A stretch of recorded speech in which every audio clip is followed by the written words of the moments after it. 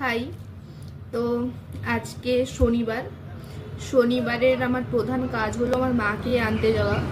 তো যেহেতু আমি এখন আপাতত দোকানে আছি, এখানে আমার স্কিন কেয়ারের কোনো কিছু নেই, তাই ভ্যাসলিনটা ছিঁড়ে লাগাচ্ছি, কারণ বাইরে প্রচুর পরিমাণে ঠান্ডা আর আমার স্কিন এমনিতে ড্রাই, আবার শীতের জন্য আরও বেশি খসখসে হয়ে গেছে, তাই জন্য একটু ভ্যাসলিন লাগিয়ে নিচ্ছি।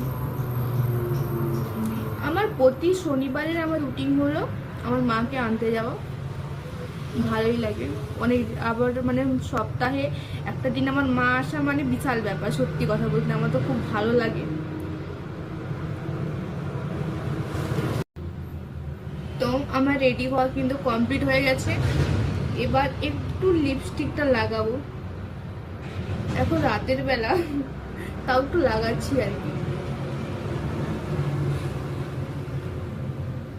তো আমার রেডি হওয়া কমপ্লিট হয়ে গেছে।